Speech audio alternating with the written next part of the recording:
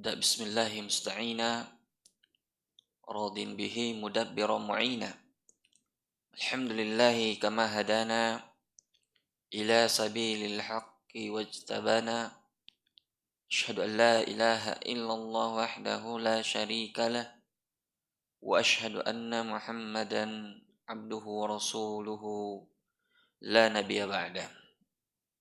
Ma'asyiral hadirin yang dirahmati oleh Allah, kita lanjutkan hadis berikutnya. Hadis yang ke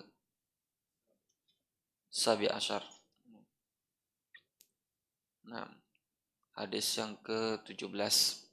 Silakan, seperti biasa, terlebih dahulu kita menyetor hafalan.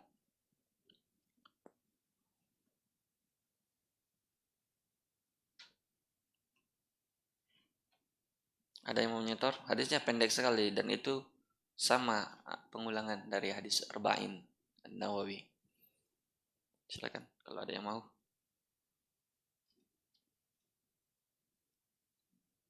Tidak ada iter, tip.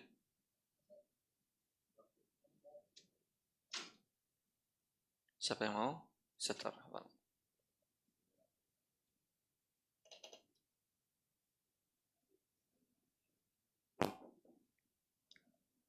Hadis kam? Karir? Ait? 6.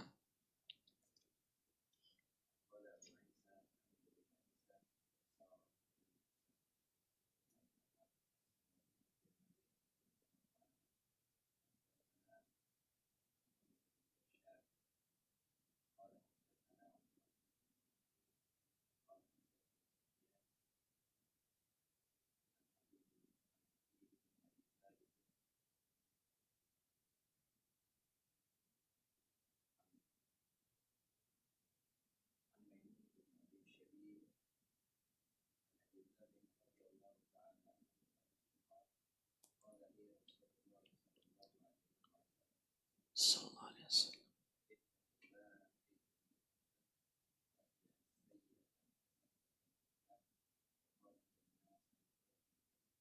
Masyaallah. Barakallahu fikum. Tidak ada parfum.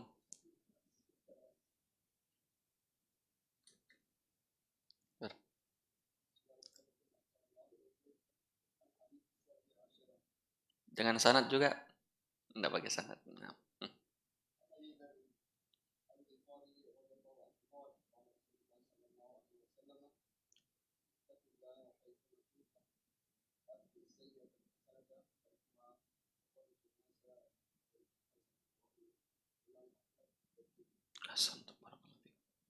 Ada yang mau lagi menyetor? Refreshing murojaah hafalan lama.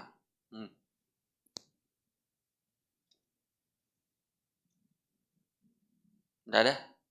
2 orang saja.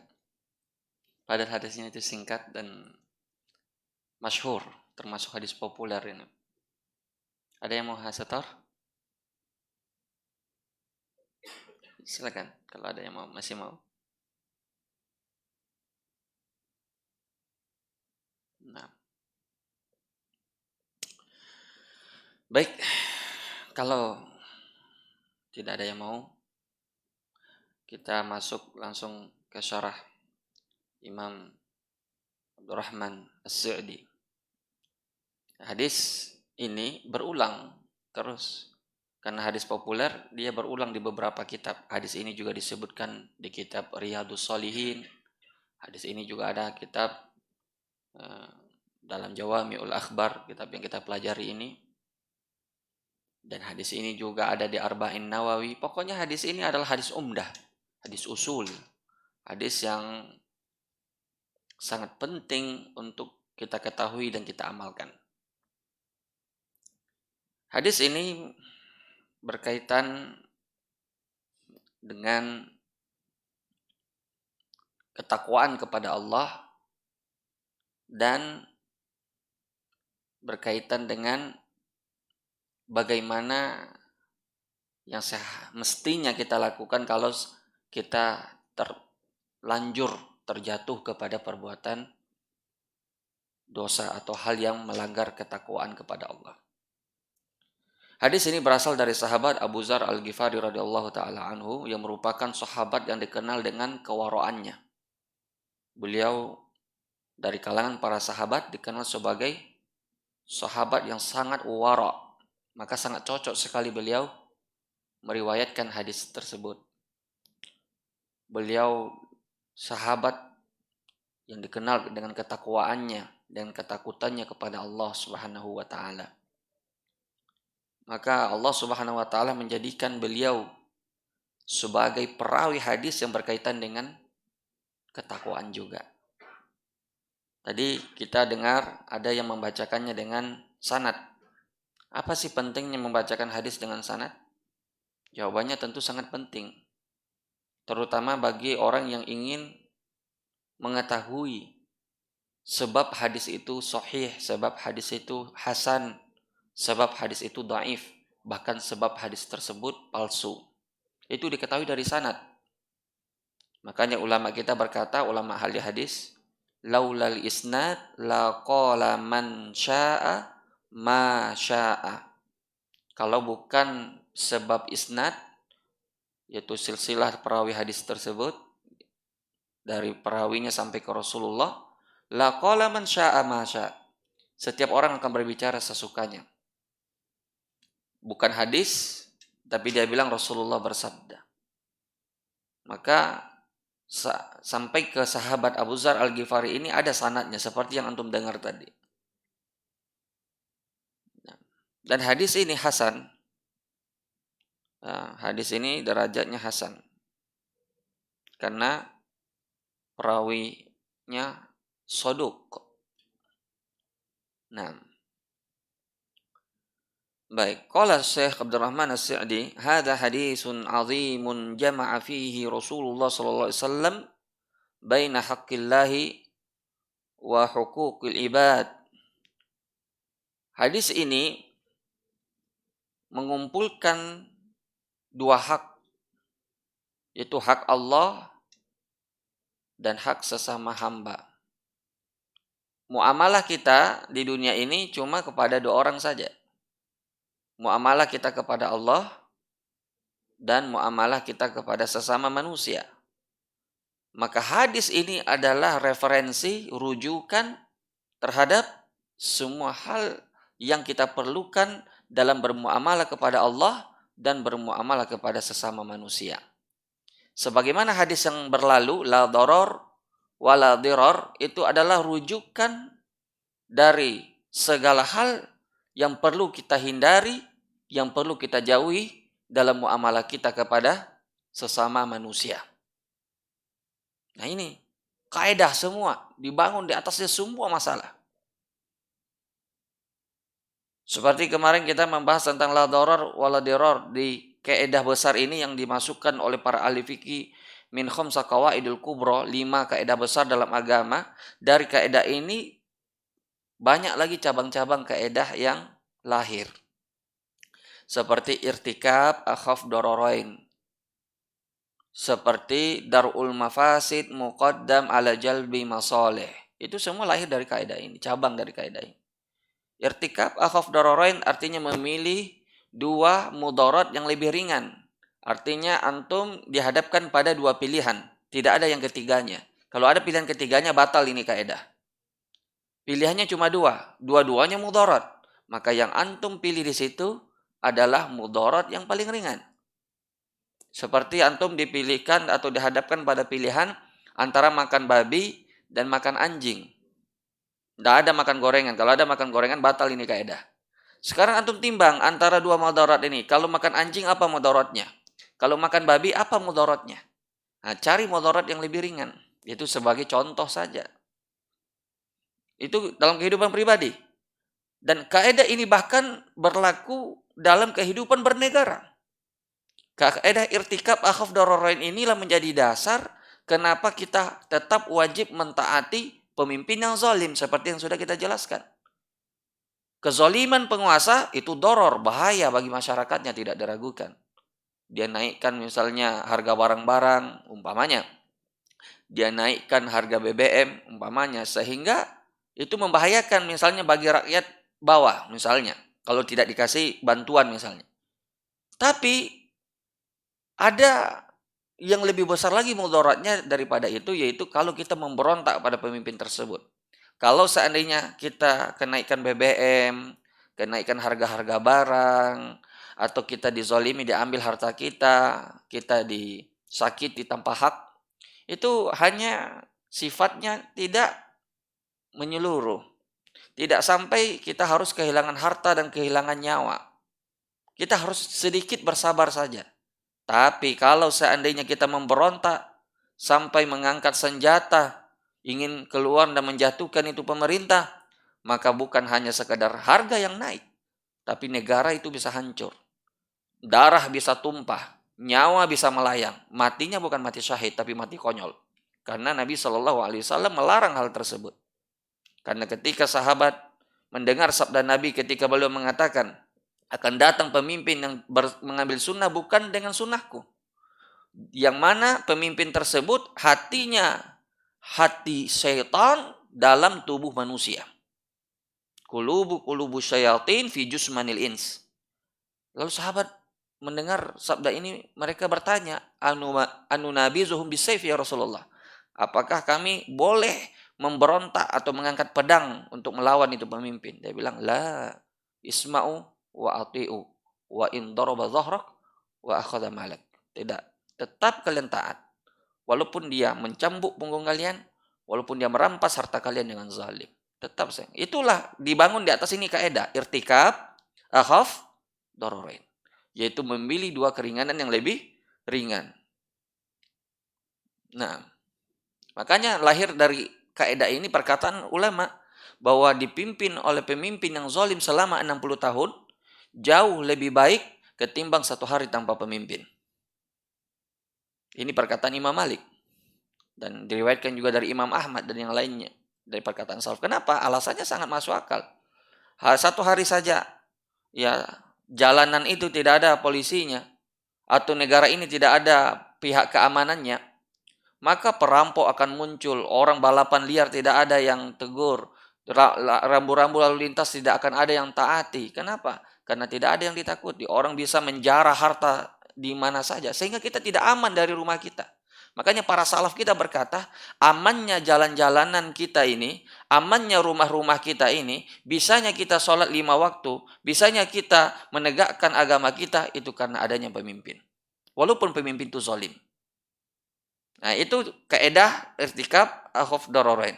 Dan itu asalnya dari kaidah la darar wala dirar. Maka kita kembali kepada pembahasan kita ini, bahwa sebagaimana hadis yang lalu berkaitan dengan seluruh hal yang berkaitan dengan yang dilarang, yang dibahayakan, dari hal-hal yang tidak boleh kita lakukan ya dalam muamalah kita kepada sesama manusia, baik manusia yang memiliki kedudukan khusus maupun manusia yang memiliki kedudukan umum, maka hadis ini adalah kaidah umum untuk sebaliknya, yaitu hal-hal yang wajib kita lakukan terhadap Allah dan terhadap sesama manusia.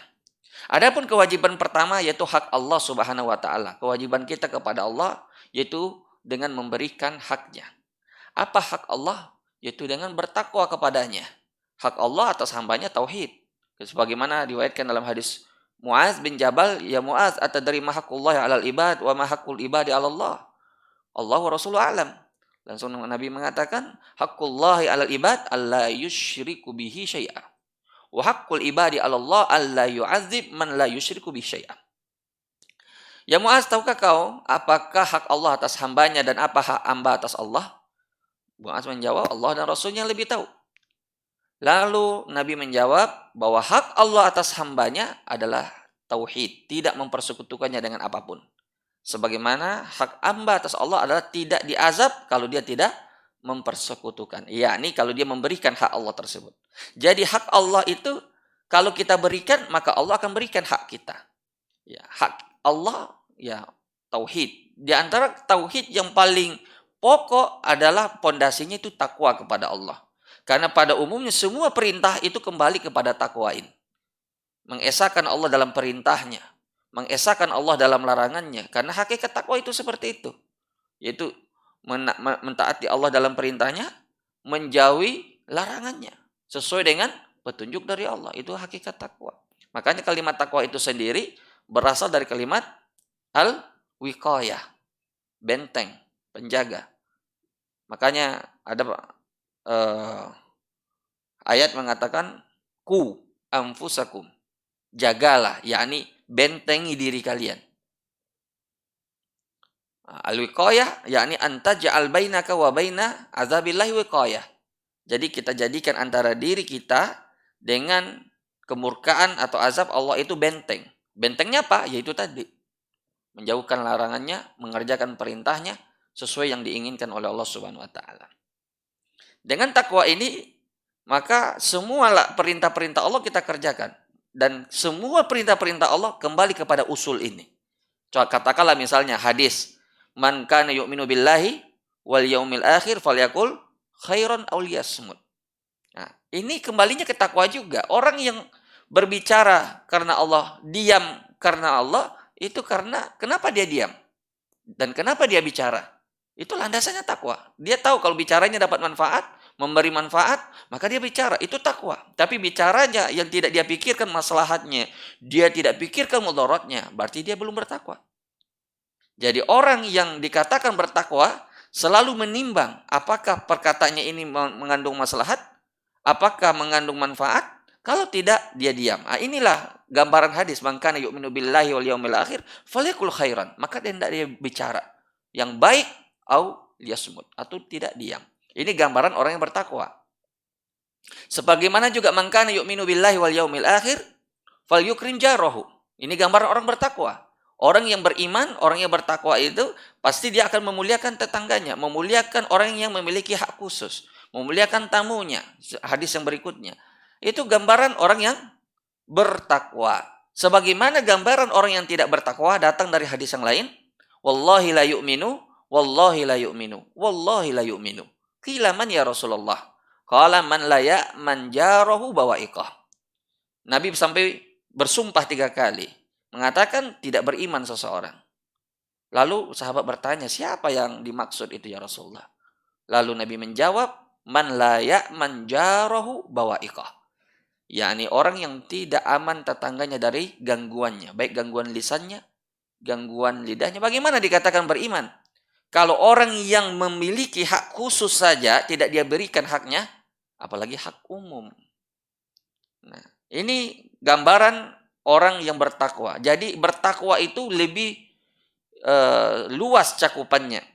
Semua perintah Allah, semua larangan Allah itu kaitannya dengan takwa. Makanya muamalah kita dengan Allah dalam sir dan alaniyah, dari terang-terangan maupun dalam rahasia, itu pondasinya dibangun di atas takwa. Karena kalau tidak ada ketakwaan ini, maka hubungan kita dengan Allah itu pasti jelek. Kenapa? Karena pada umumnya manusia itu lemah. Wa khuliqal insanu dha'ifa. Allah menciptakan manusia dalam keadaan lemah. Kalau seandainya takwa kita, muamalah kita dengan Allah sama dengan muamalah kita dengan manusia, orang munafik pun bisa melakukannya. Allah mengatakan dalam Al-Quran, yastakhfuna minan nas, wala yastakhfuna minallah wa huwa ma'ahum. Mereka sembunyi dari manusia, tapi mereka tidak sembunyi dari Allah.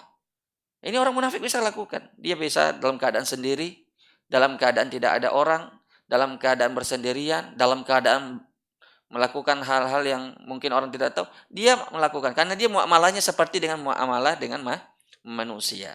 Orang manusia pengetahuannya terbatas, tidak mengetahui apapun. Ya, apa yang dia mengetahui, apa yang dia lihat, apa yang dia dengar. Sedangkan Allah melihat segalanya, Allah mengetahui segalanya, Allah mendengar segalanya, dan Allah Maha Kuasa atas segalanya. Nah, ini muamalah kita dengan Allah. Makanya Nabi mengatakan hadis setelahnya apa? Haitsuma kunta. Dimanapun kamu berada. Kenapa? Karena itu pengkabaran dari Nabi bahwa tidak ada sesuatu pun yang luput dari Allah. Tidak ada yang tersembunyi dari Allah Subhanahu wa taala dimanapun kamu berada. Nah, kalimat ma di sini, yang ma dalam bahasa Arab bagi orang belajar tentu akan paham bahwa ma itu banyak sekali artinya. Ma di sini maknanya mausulah. Yakni makna allazi dalam ilmu usul fikih. Allazi itu yufidul umum. Artinya ini taukid di atas taukid. Haitsu itu dimanapun. Ma itu yang mentakkidnya. Ya, dimanapun. Itu sudah sejelas apa lagi itu penegasannya. Ini menunjukkan ya kesempurnaan bahasa Arabnya Rasulullah Shallallahu Alaihi Wasallam. Dan kalau kita belajar dan mendalami ilmu bahasa seperti nahwu dan balaghah, itu kita akan terkagum-kagum melihat keindahan bahasa Arabnya Rasul dan bahasa Arabnya Al-Quran. Itu berbeda dengan bahasa Arab manusia pada umumnya. Saya kasih contoh, karena kita berbicara ma ini, ya, itu coba buka satu ayat saja yang menunjukkan keindahan ini bahasa Arab. Ya, coba buka surah Al-Baqarah tentang hukum sihir. Wattaba'u ma tatlu syayatinu ala mulki Sulaiman wa ma kafaru Sulaiman walakinna syayatina kafaru yu'allimuna an-nasa sihr wa ma unzila 'alal malakaini bi Babila Harut wa Marut wa ma yu'allimani min ahadin hatta yaqula innama nahnu fitnatun fala takfur fayata'allamuna minhuma ma yufarriquna bihi bainal mar'i wa zawji wa ma hum bidarrina bihi min ahadin illa bi idznillah. Itu ma di situ kalau kita hitung ada sekitar 7 ma. Dan mukjizatnya adalah ma itu dia selang-seling. Pertamanya manafiyah, dan terus datang ma mausulah. Manafiyah, dan terus datang ma mausulah. Manafiyah, terus datang ma mausulah. Sangat teratur sekali, indah sekali bahasanya. Coba bayangkan. Itu indahnya bahasa Al-Quran. Dan di hadis ini pun seperti itu, subhanallah.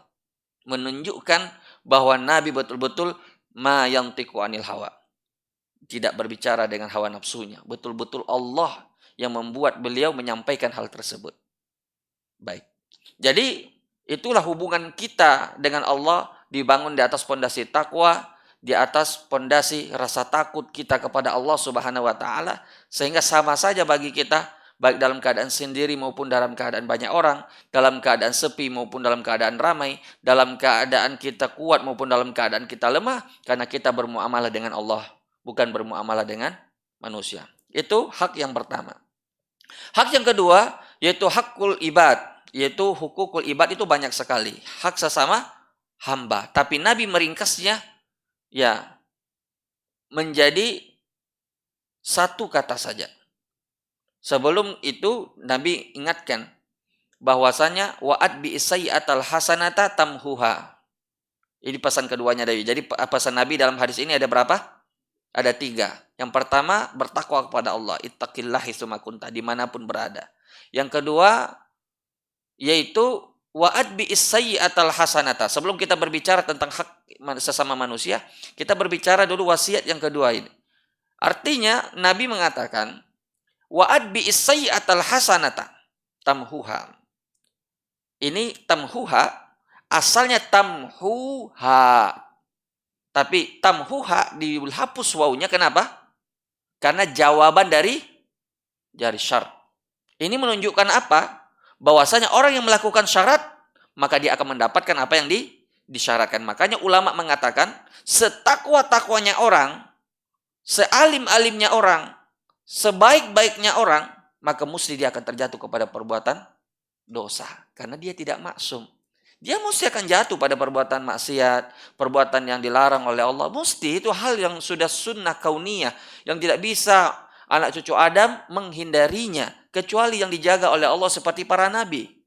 Itu pun para nabi, cara penjagaannya kepada Allah bukan berarti dia tidak bisa melakukan perbuatan itu. Bisa mereka melakukan perbuatan dosa, tapi ketika mereka berbuat dosa langsung ditegur oleh Allah. Seperti Nabi ketika beliau beristihad bahwa orang kafir Quraisy yang lebih didahulukan daripada Abdullah bin Ummi Maktum. Ya, sehingga ketika Abdullah yang waktu itu karena beliau buta, ya beliau datang, beliau tidak tahu Nabi sedang sibuk ya, mendakwai pemuka Quraisy. Nabi berpikir, ini Abdullah bin Ummi Maktum sudah Islam. Sedangkan yang kafir Quraisy yang didakwai ini masih kafir. Terus alasan Nabi yang kedua, kafir Quraisy ini kalau masuk Islam, orang Quraisy semuanya insya Allah masuk Islam karena mereka pemukanya. Sedangkan Abdullah bin Ummi Maktum ini sudah Islam. Jadi Nabi beristihad bahwa yang lebih didahulukan adalah pemuka Quraisy. Tapi Allah Subhanahu wa taala menegur beliau. Abasa wa tawalla an ja'ahul a'ma wa ma yudrika la'allahu yazzakka aw yadhakkaru fatanfa'u dzikra. Allah mengungkap isi hati masing-masing yang datang itu. Adapun isi hati yang datang dari kalangan Quraisy itu mereka sebenarnya tidak akan mau menerima nasihat wahai Muhammad. Adapun orang yang buta ini yang kau tolak, ini yang kau bermuka masam padanya, dia benar-benar datang untuk mensucikan dirinya, untuk benar-benar ingin mempelajari ilmu agama darimu. Sehingga Nabi SAW ditegur oleh Allah.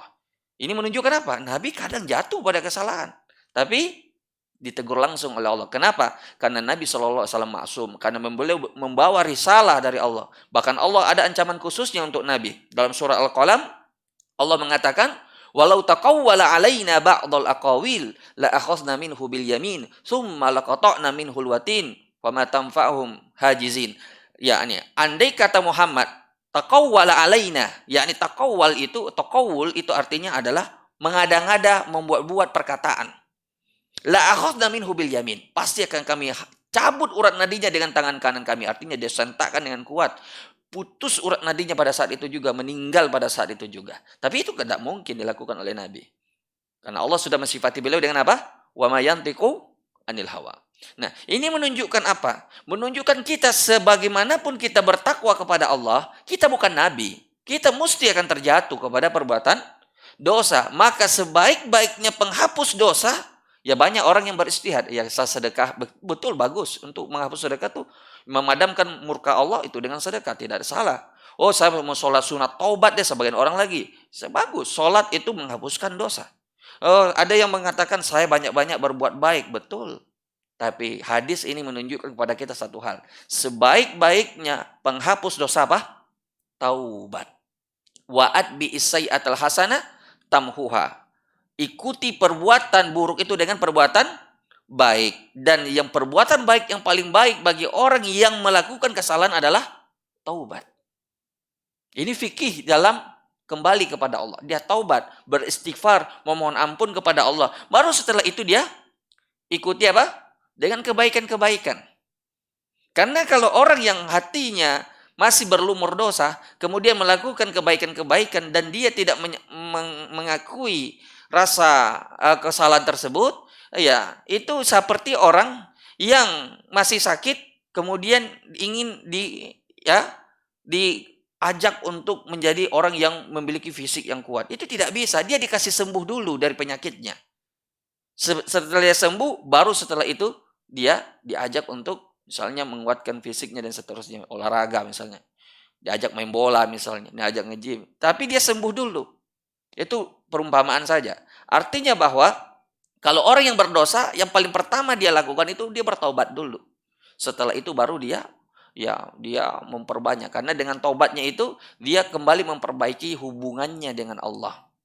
Dan Allah mengatakan apapun muamalahnya itu kalau kita bertakwa kepada Allah, maka Allah akan mudahkan. Wattaqullah wa yu'allimukumullah. Bertakwalah kalian pada Allah, Allah akan mengajarmu. Itu kalau kita bermuamalah dengan bidang ilmu. Maka kalau ingin ilmu kita itu mudah, ya bertakwa kepada Allah. Dan takwa kepada Allah itu ya dengan memperbaiki hubungan. Itu yang kita bilang tadi. Jangan kita melakukan hal-hal yang dilarangnya. Jangan kita melanggar perintah-perintahnya dan seterusnya. Jadi wa'ad bi isai'atal hasanah tamhuha. Lalu timbul permasalahan fikih di sini. Apakah ketika orang melakukan perbuatan dosa, lalu dia bertobat darinya, apakah perbuatan yang pahala yang sebelumnya dia lakukan itu masih dianggap oleh Allah atau tidak? Nah, ini ada perbedaan pendapat dari kalangan para ulama. Ada yang mengatakan bahwa sebagian dosa-dosa itu bisa menghapus pahala yang telah dilakukan. Seperti pahala dosa riya misalnya. Dosa riya. Misalnya orang umroh riya, sholat riya. Apakah kalau dia bertobat dari dosa riya tersebut, umrohnya kembali? Apakah dia bertobat dari riya ketika menuntut ilmu, pahala menuntut ilmunya kembali? Apakah ketika orang tobat dari pahala riya ketika dia sholat atau sodako, pahala sholat dan sodakonya kembali? Nah, ini PR bagi antum. Kira-kira dua pendapat di antara dua pendapat ini, yang mana yang antum kuatkan?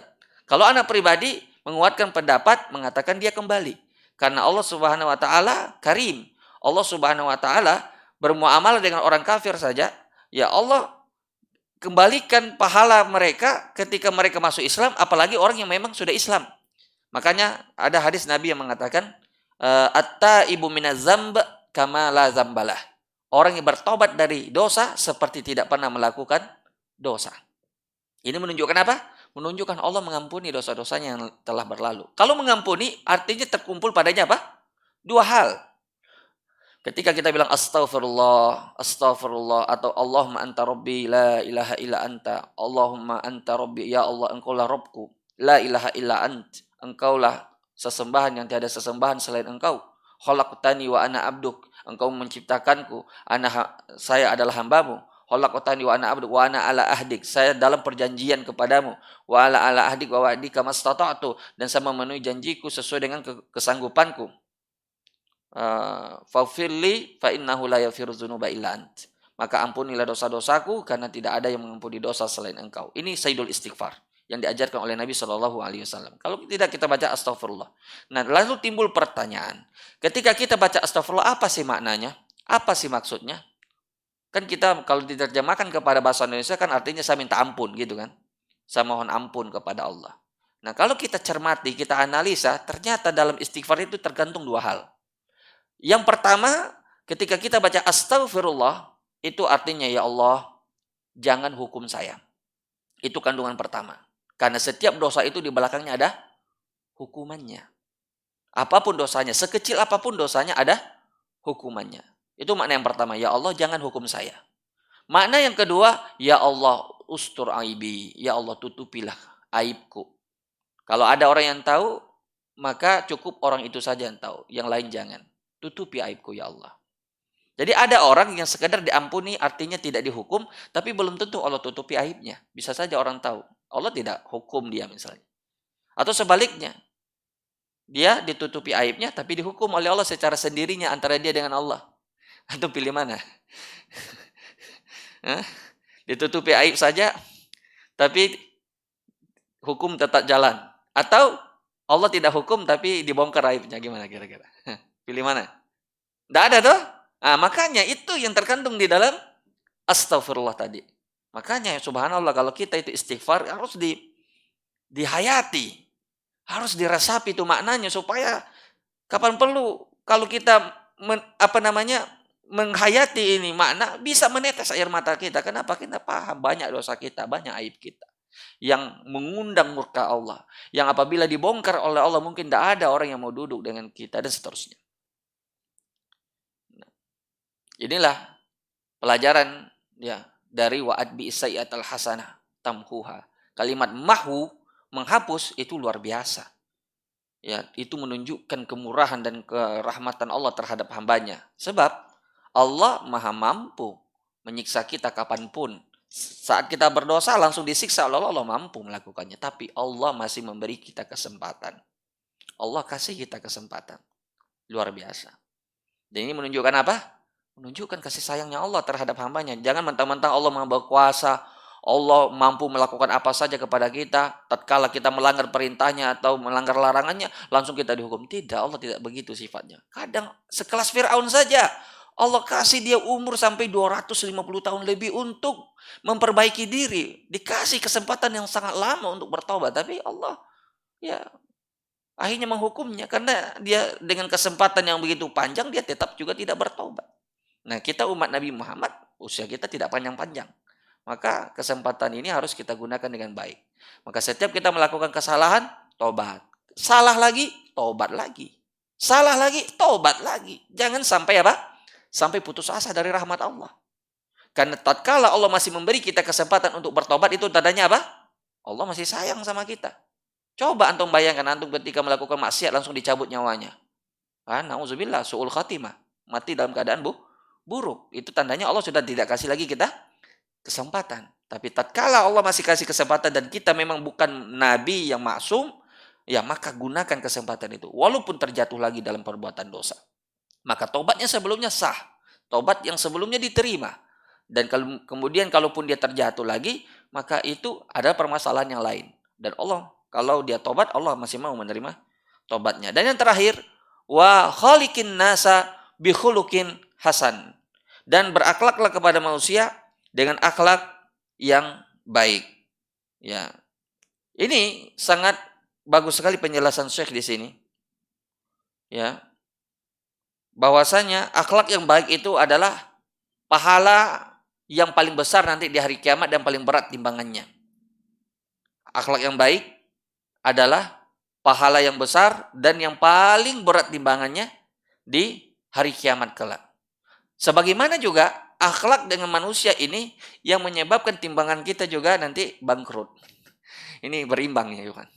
Sebagaimana akhlak baik kepada sesama manusia bisa menyebabkan kita ya diberatkan timbangan kita di hari kiamat, begitu juga nanti dosa gibah kita terhadap sesama, dosa hutang yang tidak dibayar, dosa menzalimi teman dengan lisan maupun dengan tangan, ya, dosa menzalimi tetangga yang tidak diberikan haknya, dosa kita kepada orang tua yang haknya begitu besar atas diri kita yang belum kita berikan sepenuhnya, dosa kita kepada ya orang-orang di sekitar kita yang sering kita tikam di belakang, yang kita sering cerita aibnya dan kelemahannya.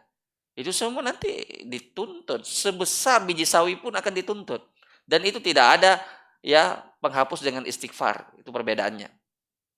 Kalau tadi antara kita dengan Allah, itu cukup dengan astagfirullah. Astagfirullah. Kita bertobat antara kita dengan Allah. Tapi kalau dengan sesama manusia, itu berat. Allah tidak mau ikut campur antara kita dengan sesama kita. Makanya itu yang kita katakan tadi, sebagaimana dia bisa memberatkan timbangan di hari kiamat, dia juga bisa membuat timbangan kita bangkrut di hari kiamat, sebagaimana hadis muflis yang antum semua sudah mengetahuinya. Yaitu ketika datang seseorang membawa pahala dengan pahala sebesar gunung, lalu datang orang-orang yang pernah dia zalimi di dunia untuk menuntutnya. Sampai habis itu pahalanya. Dan masih ada lagi yang datang. Lalu ya diambillah dosa-dosa orang tersebut. Nah ini menunjukkan apa? Menunjukkan dosa kita dengan sesama manusia itu nanti akan diselesaikan di hari kiamat kalau kita tidak menyelesaikannya ketika di dunia. Makanya ini semua yang kita butuhkan antara muamalah kita dengan manusia itu kaidahnya kembali kepada yaitu wa khaliqin nas bi khuluqin hasan. Apa definisinya khuluqun hasan? Apa maksudnya berakhlak dengan akhlak yang baik? Yaitu kita bermuamalah dengan manusia sebagaimana kita ingin manusia itu bermuamalah dengan kita.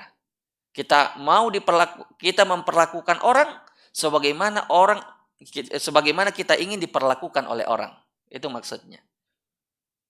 Contoh muamalah antara guru dengan murid. Ya, sebagai seorang murid, kita bisa menimbang diri kita sendiri. Ketika kita berakhlak pada guru kita, coba posisikan diri kita sebagai guru. Kalau kita bersikap begini, berkata begini, kita kira kalau saya jadi guru, apakah saya akan menerima sikap begini? Atau menerima perkataan yang seperti ini? Atau tidak? Kita bisa timbang, kalau saya jadi guru bagaimana perasaan saya ketika ada orang mengatakan begini sama saya.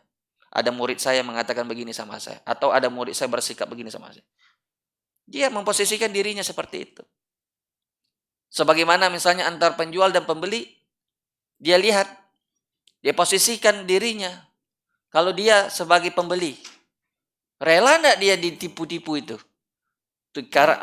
Timbangan yang dikurangi takarannya. Rela enggak dia? Ya begitu juga orang. Tidak akan rela juga kalau dia ditipu-tipu. Maka perlakukan orang sebagaimana engkau ingin diperlakukan. Jadi kalau antum menjual barang, ya timbang saja. Kalau saya diperlakukan begini, suka enggak? Ya, kalau saya suka berarti orang lain mestinya suka juga. Nah, itu timbangannya. Sangat mudah.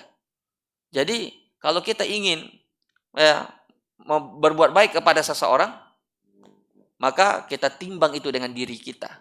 Sebagaimana kita ingin diperlakukan, orang lain begitu juga. Dia ingin diperlakukan seperti itu. Makanya, ada pepatah Arab mengatakan, kama tadinu tudan. Kama tadinu tudan. Sebagaimana kamu memperlakukan orang, begitu juga orang lain akan memperlakukanmu. Kalau kamu menzalimi orang, akan ada orang lain yang Allah utus untuk menzalimimu. Kama tadinu tudan. Sebagaimana engkau memperlakukan orang, begitu juga engkau akan diperlakukan oleh orang. Engkau hormati orang, orang akan menghormatimu.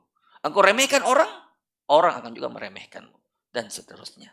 Inilah kaidah usul, kaidah dasar dalam hadis ini. Semoga bermanfaat. Sekiranya ada yang mau ditanyakan, kalau tidak kita cukupkan dulu pengajian kita sampai di sini. Silakan kalau ada yang ingin bertanya. Tafadhol. Bismillah, ana Ustaz. Ya. Ahsanallahi ilaikum. Ada 2 pertanyaan nih Ustaz. Hmm.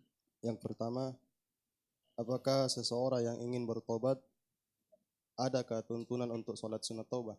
Hmm.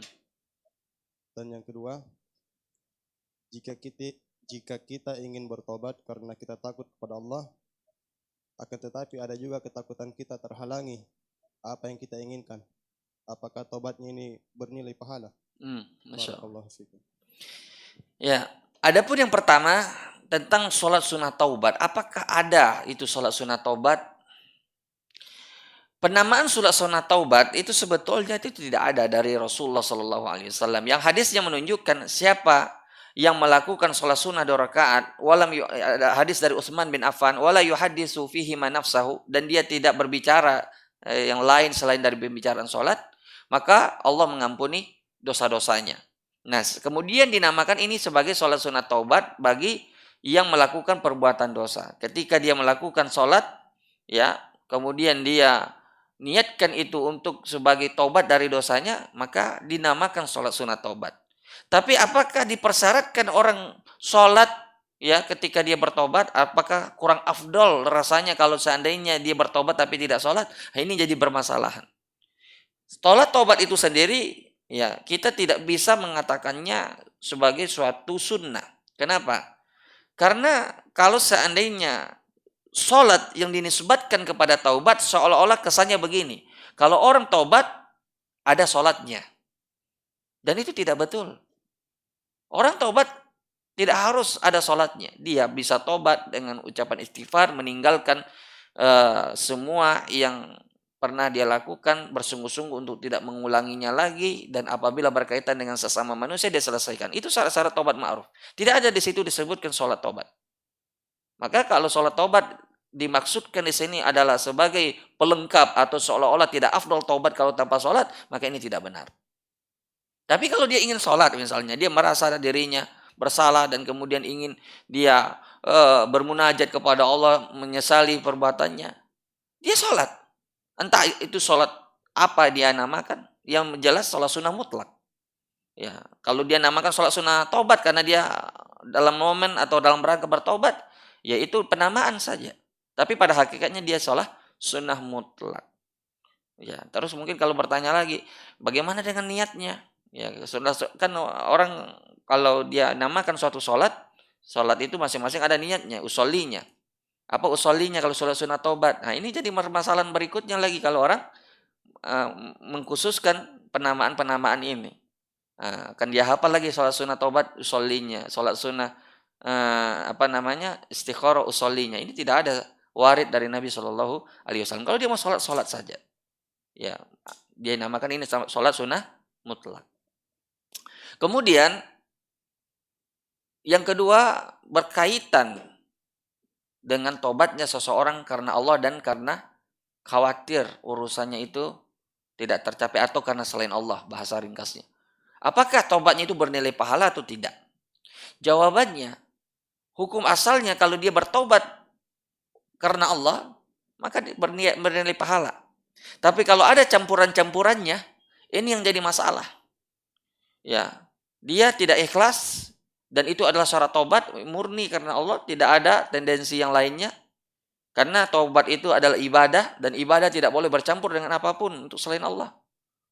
Maka dia hilangkan itu niat-niat yang muncul itu. Apakah karena takut? Karena dia harus yakin bahwasanya Allah Subhanahu wa taala akan memberikan apa yang dia inginkan dari kemaslahatan dunia dan akhiratnya kalau dia bertobat. Fastaghfiru rabbakum innahu kana ghaffara yursilis samaa alaikum midrara wa yumdidukum bi amwali wa banina wa yaj'al lakum jannati wa yaj'al lakum anhara. Itu kenikmatan duniawi itu bisa didapat dengan tobat. Bahkan diriwayatkan dari seorang penjual roti di masanya Imam Ahmad. Dia melakukan amalan tobat ini secara khusus. Dia selalu beristighfar dalam setiap keadaannya. Dan dia berdoa mustajab. Sampai-sampai Imam Ahmad bertanya kepadanya, ya, apa yang kau dapatkan dari amaliyahmu ini? Yaitu ketika kamu istighfar terus. Ya, langsung dia bilang oleh orang ini, saya mendapatkan setiap doa yang saya minta kepada Allah selalu dikabulkan. Terus Imam Ahmad bertanya lagi, lalu adakah permintaanmu yang belum dikabulkan oleh Allah? Ya, dibilang oleh orang ini, semua permintaan saya sudah dikabulkan oleh Allah kecuali satu. Apa itu? Bertemu dengan Imam Ahmad. Padahal yang berbicara dengan dia siapa? Imam Ahmad. Karena zaman dulu belum ada medsos ya ikhwan.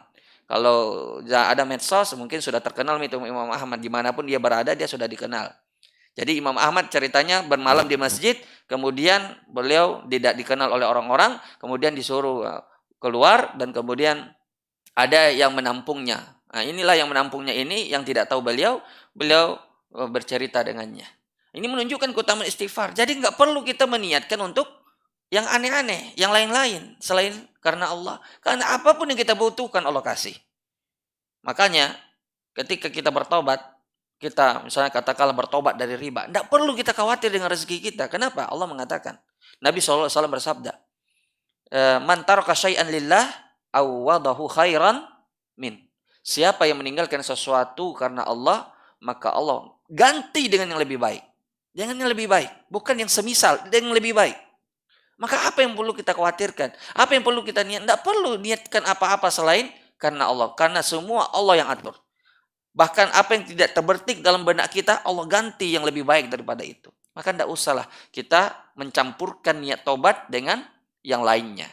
Murni karena Allah, maka Allah akan kasih apapun yang kita butuhkan. Wallahu a'lam. Baik, barangkali waktunya sudah masuk. Naktafi bihadzal qadar. Subhanallah bihamdik. Asyhadu an la ilaha illa anta astaghfiruka wa atubu ilaik. Assalamualaikum warahmatullahi wabarakatuh.